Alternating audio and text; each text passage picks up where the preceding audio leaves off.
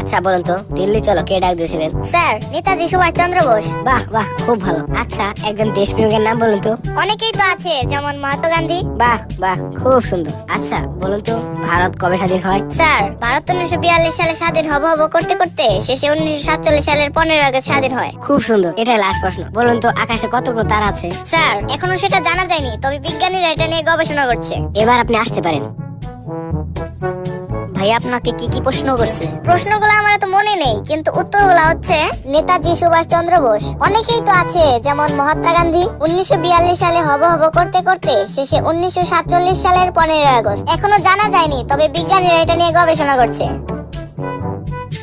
আপনার নাম কি? নেতাজি সুভাষ চন্দ্র বোস। আপনার বাবার নাম কি? অনেকেই তো আছে, যেমন মহাত্মা গান্ধী। আপনার কবে জন্ম হয়েছে? 1942 সালে হব করতে করতে শেষে 1947 সালের 15 আগস্ট। আপনি কি পাগল হয়ে গেছেন? এখনো জানা যায়নি, তবে এটা নিয়ে বিজ্ঞানীরা গবেষণা করছে।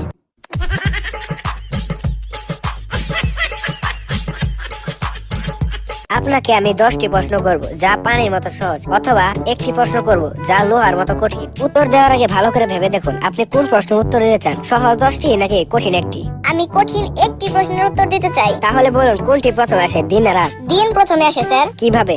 আপনি বলেছেন তৃতীয় কোনো প্রশ্ন করবেন না, তাই চাকরিটা আমার ফাইনাল।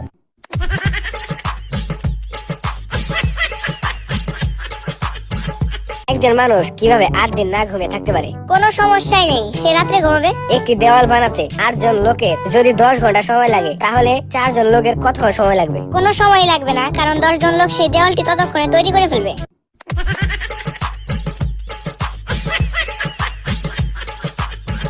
নীল সাগরে যদি একটি লাল পাথর ছুঁড়ে মারেন, তাহলে কি হবে? পাথরটি ভিজে যাবে অথবা ডুবে যাবে। কোন জিনিসটি দেখতে একটি অর্ধেক আপেলের মতো? সেই আপেলের বাকি অর্ধেকটি।